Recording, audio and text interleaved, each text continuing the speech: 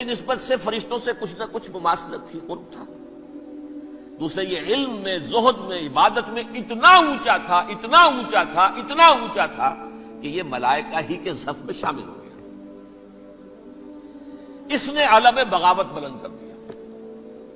جب حکم دیا گیا کہ سجدہ کرو آدم کو، اب یہ دیکھیے کس قدر یہ اہم مضمون ہے۔ آپ سوچ رہے ہیں یہ باتیں آج پہلی مرتبہ ہمیں اس طرح سنائی جا رہی ہیں، یہ باتیں تو علم میں آتی نہیں ہمارے۔ وجہ کیا ہے؟ آپ کو دلچسپی نہیں ان چیزوں سے۔ جدید تہذیب نے ان چیزوں کی اہمیت کو زیرو کر دیا۔ قرآن میں اہمیت کا کیا عالم ہے؟ 7 جگہ یہ مضمون قرآن میں آیا کہ فرشتوں کو ہم نے حکم دیا سجدہ کرو آدم کو، سب نے سجدہ کیا۔ فسجد الملائکۃ کلھم اجمعون، سارے کے سارے، کل کے کل، سب نے مل کر سجدہ کیا آدم کو۔ اللہ کے حکم کی فوراً تعمیل کر دی۔ الا ابلیس ابا واستکبر وکان من الکافرین، ابلیس نے نہیں کیا، انکار کیا، استکبار کیا، گھمنڈ کیا۔ اور اس کو سورہ کہف میں بیان کر دیا گیا، یہ اس لیے کہ وہ اصل میں جنات میں سے تھا، اگرچہ شامل تو تھا فرشتوں میں اس وقت۔ کانا من الجن ففسق عن امر ربہ، وہ اصل میں جنات میں سے تھا، اس وجہ سے وہ اپنے رب کے اس فیصلے کے خلاف کھڑا ہو گیا، سرکشی تھی اس میں۔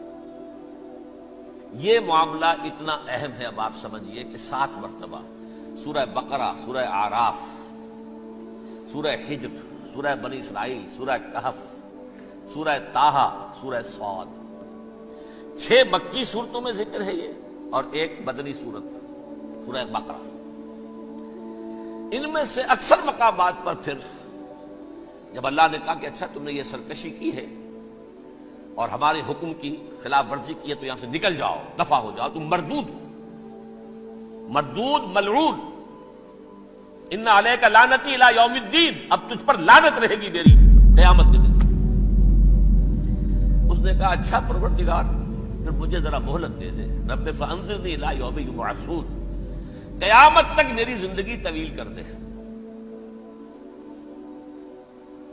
فذهب فإنك من المنظرین، کہہ دیا اچھا جاؤ، تمہاری یہ درخواست بھی ہم نے قبول کی۔ انہوں نے کہا پروردگار اب میں اس آدم کو بھی گمراہ کر کے چھوڑوں گا اور آدم کی نسل کو تباہ کر کے چھوڑوں گا۔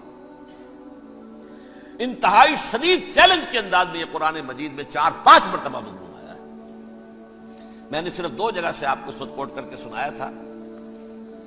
سورہ اعراف میں اللہ تعالیٰ فرماتے ہیں قالا، اس پر ابلیس نے کہا فبما اغویتنی، تو اے رب جو تو نے مجھے گمراہ کیا ہے، مجھے ذلیل کر دیا، مجھ پر فوقیت دے دی، اس کو انا خیر منہ، میں اس سے بہتر ہوں، خلقتنی من نار وخلقتہ من طین، بنایا تو نے مجھے آگ سے اور اس کو بنایا مٹی سے، پھر مجھ سے مطالبہ کہ میں سجدہ کروں، اور میں نے سجدہ نہیں کیا تو اب تو نے مجھے ملعون قرار دے دیا۔ قال فبما اغویتنی لأقعدن لهم صراطک المستقیم، اب میں یہ نسل آدم کے لیے، اس کو برباد کرنے کے لیے تیری سیدھی راہ کے اوپر گھات میں بیٹھوں گا، سیدھے راستے پر چلنے نہیں دوں گا۔ ثم لآتینہم من بین ایدیہم، پھر میں ان پر حملہ آور ہوں گا، ان کے سامنے سے بھی، ومن خلفہم، ان کے پیچھے سے بھی، وعن ایمانہم، ان کے داہنی جانب سے بھی، وعن شمائلہم، اور ان کے بائیں جانب سے بھی، ولا تجد اکثرہم شاکرین، اور تو دیکھے گا کہ ان کی اکثریت تیری شکر گزار بندوں پر مشتمل نہیں ہوگی۔ یہ چیلنج تھا۔ اور ایک چھوٹا سا چیلنج جو سورہ صاد میں آیا ہے، اور یہاں تو اس نے اللہ کے جلال کی قسم کھا کر کہا قال فبعزتک لأغوینہم اجمعین، اے رب تیری عزت، تیرے جلال کی قسم ہے میں ان سب کو گمراہ کر کے چھوڑوں گا، الا عبادک منہم المخلصین، سوائے ان میں سے وہ کچھ لوگ جنہیں تو خالص اپنا بندہ بنا لے، جنہیں تو اپنا بندہ بنا لے، مخلص، مخلص نہیں، مخلص یہ مفعول ہے، فاعل نہیں ہے، جسے تو بنا لے۔ بعض لوگوں کو اللہ چن لیتا ہے، هو اجتباکم، تمہیں چن لیا ہے، اصطفاء، اجتباء، بس وہ بچیں گے جن کو تو اپنی خاص امان میں لے لے گا، باقی میں سب کو گمراہ کر کے چھوڑوں گا۔ یہ ہے اصل دنیا میں نوع انسانی کا ابدی دشمن، ازلی سے ابدی تک۔ اور اس میں نوٹ کیجئے کہ اس کی اصل بنیاد کیا ہوئی؟ 2 لفظ، تکبر اور حسد۔ استکبرا، تکبر کیا، انا خیر منہ، میں اس سے بہتر ہوں. یہ ساری بس کی گانٹھ یہی ہے، سب سے بڑی گمراہی کی وجہ یہی ہے. اسی لیے کہا ہے حدیث میں لن يدخل الجنہ من کان فی قلبہ مثقال حبۃ من کبر، جنت میں ہرگز وہ شخص کبھی بھی داخل نہیں ہو سکے گا جس کے دل میں رائے کے دانے کے برابر بھی کبر ہے. تکبر سب سے بڑا گناہ.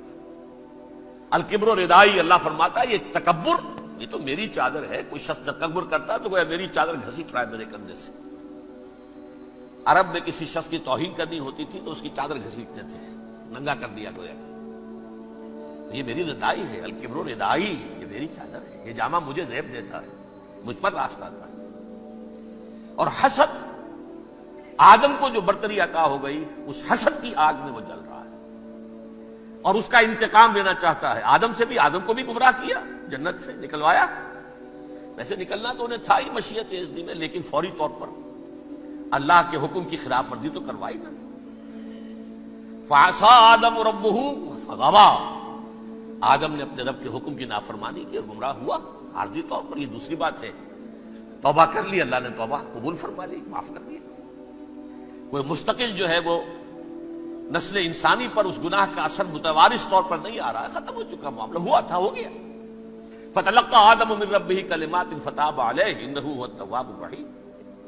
اور توبہ کی شان یہ ہے جب وہ قبول ہو جائے اللہ کی جناب میں، کیا تائب من الذنب کمن لا ذنب لہ، گناہ سے توبہ کرنے والا ایسے ہوتا ہے جیسے اس نے کبھی گناہ کیا ہی نہیں تھا. لیکن بہرحال وہ گمراہ کرنے میں کامیاب ہو گیا، حضرت آدم اور حوا کو بھی. اور نوع انسانی کی عظیم اکثریت، عظیم اکثریت، عظیم اکثریت اس کے داؤ میں آئی ہوئی ہے نہیں. کتنے ہیں وہ عباد اللہ المخلصین، الا عبادک منہم المخلصین، کتنے ہیں جو واقعتاً خالصتاً اللہ کے بندے بن گئے، جنہیں اللہ نے اپنا بنا لیا، اپنا قرار دے دیا.